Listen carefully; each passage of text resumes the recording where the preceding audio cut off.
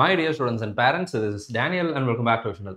ஆந்திராவில் இருக்கக்கூடிய மெடிக்கல் காலேஜஸில் கட் ஆஃப் மார்க் எப்படி இருக்கும் அப்படிங்கிறத அனலைஸ் பண்ணுறதுக்கு ஒரு சின்ன கட் ஆஃப் மார்க் டீடைல் அப்படிங்கிறது நமக்கு கிடச்சிருக்கு. இப்போ ஆந்திர பிரதேஷில் ஒரு மெரிட் லிஸ்ட் அப்படிங்கிறத ரிலீஸ் பண்ணியிருக்கிறாங்க. இது அவங்களுடைய ஃபைனல் ரேங்க் லிஸ்ட் கிடையாது. எப்படி கர்நாடகா வந்து ஒரு லிஸ்ட்டை ரிலீஸ் பண்ணாங்களோ அதே மாதிரியான ஒரு லிஸ்ட்டை தான் ஆந்திர பிரதேஷும் ரிலீஸ் பண்ணியிருக்காங்க. இது நேற்றுக்கு வந்த பிடிஎஃப். இந்த பிடிஎஃப்ல ஆந்திராவை +2 முடிச்சுட்டு நீட் எக்ஸாமினேஷன் எழுத போகும்போது ஆந்திர பிரதேஷை தங்களுடைய சொந்த மாநிலமாக காண்பித்த மாணவர்களுடைய ஓவரால் ரேங்க் பொசிஷன் அப்படிங்கிறத கொடுத்துருக்குறாங்க. இதை வச்சுட்டு நம்ம வந்து கர்நாடகாவையும் தமிழ்நாடையும் கம்பேர் பண்ணி பார்க்கலாம். அதில் சில முக்கியமான விஷயங்களையும் நம்ம ஐடென்டிஃபை பண்ணணும். அதையும் நான் இந்த வீடியோவில் டிஸ்கஸ் பண்ணுறேன். ஸோ தட் தமிழ்நாட்டுடைய மார்க் எப்படி இருக்கும் அப்படிங்கிறதையும் நான் வந்து உங்களுக்கு இது பண்ணுறேன்.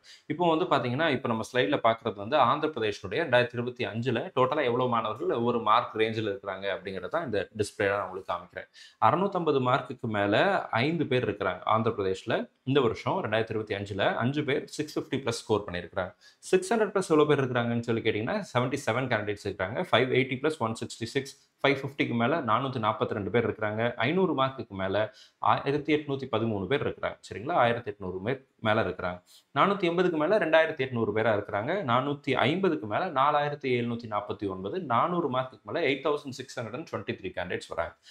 இது கர்நாடகாவில் எப்படி இருந்துச்சு? இப்போ ஓவராலாக நமக்கு ஆந்திர பிரதேஷில் குவாலிஃபைங் கேண்டிடேட்ஸ் எல்லாம் 113 மார்க்குக்கு மேலே இருக்கக்கூடிய எண்ணிக்கை அப்படிங்கிறது 36,763. பட் இந்த குவாலிஃபைங் ரேஞ்சுன்னு சொல்லி என்டிஏ ஒன்று கொடுத்தாங்க இல்லையா, அதையும் நான் உங்களுக்கு காமிக்கிறேன். இப்போ கர்நாடகா காமிச்சிடலாம். கர்நாடகா பார்த்தீங்க அப்படின்னா இதை விட ஸ்லைட்லி அந்த அப்பர் ஹேண்ட் அப்படின்னு தான் சொல்லணும். ஏன்னா அங்கே கர்நாடகாவில் ரிஜிஸ்டர் பண்ண கேண்டிடேட்ஸுடைய கவுண்ட் ஜாஸ்தி. ஆந்திர பிரதேஷில் ரிஜிஸ்ட்ரேஷன் கவுண்டே ரொம்ப கம்மி தான். அதை வந்து நான் உங்களுக்கு அடுத்த ஸ்லைடில் காமிக்கிறேன். ஆனால் 650+ மார்க்குக்கு மேலே ஆந்திர பிரதேஷ்லேயும் 5 பேர் இருக்கிறாங்க, கர்நாடகாலையும் 5 பேர் தான் இருக்கிறாங்க. இப்போ தமிழ்நாட்டிலையும் இந்த கவுண்ட்டுங்கிறது கிட்டத்தட்ட கர்நாடகாவுக்கு ஈக்குவலாக தான் இருக்கும் அப்படிங்கிறத நம்மளால் ஐடென்டிஃபை பண்ண முடியுது. இருக்கும் அப்படின்னு சொல்லி எதிர்பார்க்குறோம். But exact rank list release ஆகும்போது தான் தமிழ்நாட்டில் எந்த அளவுக்கு மதிப்பெண்கள் வருது அப்படிங்கிறத நம்ம தெரிஞ்சுக்க முடியும். 600 மார்க்குக்கு மேலே கர்நாடகாவில் 100 பேர் இருக்கிறாங்க, ஆந்திராவில் 77 பேர் இருக்கிறாங்க.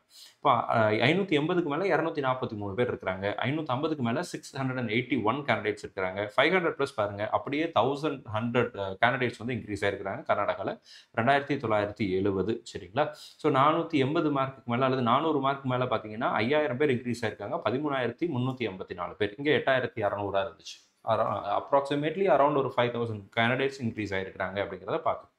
ஸோ இப்போ இந்த வருஷம் தமிழ்நாட்டில் எப்படி இருக்குங்கிறத நம்ம ரேங்க் லிஸ்ட் வரும்போது பார்க்கலாம். அண்ட் 2025 ஆந்திராவில், கர்நாடகாவில், தமிழ்நாட்டில் இந்த மூணுலையும் டோட்டலாக எவ்வளோ பேர் ரிஜிஸ்டர் பண்ணாங்க, எவ்வளோ பேர் அப்பியர் ஆனாங்க, பாஸ் பர்சன்டேஜ் எவ்வளோங்கிறத நான் இங்கே காமிச்சிருக்கிறேன். தமிழ்நாட்டில் ரிஜிஸ்டர்ட் அப்படிங்கிறது 1,40,000. ஓகேங்களா, கர்நாடகாவில் ரெஜிஸ்டர்ட் அப்படிங்கிறது 1,47,000, 1,47,000. வேறஸ் ஆந்திர பிரதேஷில் 59,219 ஸ்டூடெண்ட்ஸ் தான். ஏன்னா ஆந்திரா அண்ட் தெலுங்கானா ரெண்டும் வேற வேற ஸ்டேட்டாக பிரிஞ்சதுனால அங்கே பார்ட்டிசிபேட் பண்ணக்கூடிய ஸ்டூடெண்ட்ஸுடைய கவுண்ட் வந்து இதுக்கு முன்னாடி வரைக்கும் 1,00,000+ இருந்துச்சு. இப்போ அது 59, 60 அந்த ரேஞ்சுக்குள்ளே தான் போகுது. சரிங்களா, ஸோ அப்போ இதில் பாஸ் பர்சன்டேஜ் பாருங்கள், 57,000 பேர் எழுதுனாங்க, 36,000 பேருக்கு மேலே பாஸ் பண்ணியிருக்கிறாங்க. 63% வருது, 63.5% வருது, 64% வச்சுக்கோங்க.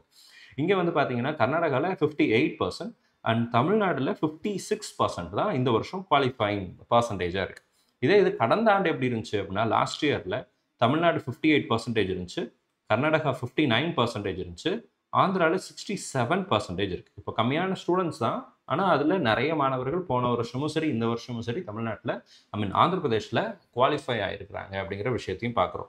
இப்போ இந்த ரேங்க் பொசிஷன் தமிழ்நாட்டில் எப்படி இருக்கும் அப்படிங்கிறதா $1 மில்லியன் கொஸ்டின் எல்லாத்துக்கும் இருக்கக்கூடிய ஒரு பெரிய கேள்வியாக இருக்குது. சார் இப்போ தமிழ்நாடு எப்போ சார் ரேங்க் லிஸ்ட் ரிலீஸ் பண்ணுவாங்க அப்படிங்கிறதா எல்லாத்துக்கும் இருக்கிற ஒரு பெரிய எதிர்பார்ப்பு. கூடிய சீக்கிரம் தமிழ்நாடு தரப்பில் இருந்து ரேங்க் லிஸ்ட் அப்படிங்கிறது ரிலீஸ் பண்ணிவிடுவாங்க. இப்படி ரிலீஸ் பண்ணதுக்கப்புறம் தமிழ்நாட்டில் எக்ஸாக்டாக எவ்வளோ மாணவர்கள் இருக்கிறாங்க அப்படிங்கிறத பார்க்க முடியும். இப்போ தமிழ்நாட்டினுடைய ஸ்டூடெண்ட்ஸ் கவுண்ட்டும் சரி, மெடிக்கல் காலேஜஸ்னுடைய கவுண்ட்டும் சரி ஆந்திராவை விட ரொம்பவே ஜாஸ்தி. கர்நாடகாவை விட மெடிக்கல் காலேஜஸ்னுடைய கவுண்ட் ஜாஸ்தி. வேற கர்நாடகாவில் நம்மளை விட அதிகமான கேண்டிடேட்ஸ் அப்பியர் ஆகிருக்கிறாங்க, எக்ஸாமினேஷனில் பாஸும் ஆகிருக்கிறாங்க. ஸோ அப்போ கர்நாடகாவினுடைய பெர்ஃபார்மன்ஸ்க்கு ஈக்குவலாக தான் தமிழ்நாட்டினுடைய பெர்ஃபார்மன்ஸ் கடந்த ஆண்டுகளில் இருந்துகிட்டு இருந்திருக்கு.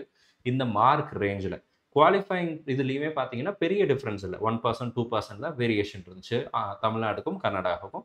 ஸோ தமிழ்நாடுனுடைய actual number of candidates in each mark category it might be நான் எதிர்பார்க்குறேன் இது கர்நாடகாவுக்கு கொஞ்சம் ஈக்குவலா ப்ளஸ் ஆர் மைனஸ் வேரியேஷன் இருக்கும். ஆனா கொஞ்சம் ஈக்குவலா தான் இருக்கும் அப்படின்னு சொல்லி எதிர்பார்க்குறேன். பட் ஹவெவர் ரேங்க் லிஸ்ட் வரும்போது நம்ம இன்னும் கொஞ்சம் தெளிவான விஷயங்கள பார்க்கலாம்.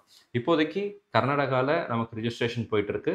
நமக்கு லாஸ்ட் டேட் முடியறதுக்குள்ள நீங்க ஒரு வேளை அங்க மேனேஜ்மென்ட் கோட்டால பார்ட்டிசிபேட் பண்றதா இருந்தா ரிஜிஸ்டர் பண்ணிக்கோங்க. சென்டாக் பாண்டிச்சேரியினுடைய ரிஜிஸ்ட்ரேஷன் போயிட்டு இருக்கு. அதுலயும் நீங்க ரிஜிஸ்ட்ரேஷன் பண்ணணும். மேனேஜ்மென்ட் கோட்டா பார்ட்டிசிபேட் பண்ண போறீங்க அப்படின்னா ரிஜிஸ்ட்ரேஷன் பண்ணிக்கலாம். தமிழ்நாடு ரேங்க் வந்ததுக்கப்புறம் சாய்ஸ் ஃபில்லிங் பண்ணலாமா வேணாமா அப்படிங்கிற டிசிஷனை நீங்க எடுக்கலாம். ஸோ இந்த வீடியோ உங்களுக்கு யூஸ்ஃபுல்லா இருந்திருக்கும்னு நினைக்கிறேன். ஒரு கிளாரிட்டி கொடுத்துருக்கும்னு நினைக்கிறேன். இந்த வீடியோ உங்களுக்கு பிடிச்சிருந்துச்சு அப்படின்னா மறக்காம வீடியோ லைக் பண்ணுங்க. வேற ஏதாவது கேள்விகள் சந்தேகம் இருந்துச்சுன்னா கீழே கமெண்ட் செக்ஷன் டைப் பண்ணுங்க. அடுத்தடுத்த வீடியோல அதற்குரிய பதிலையும் பார்க்கலாம். All the very best. Thank you so much.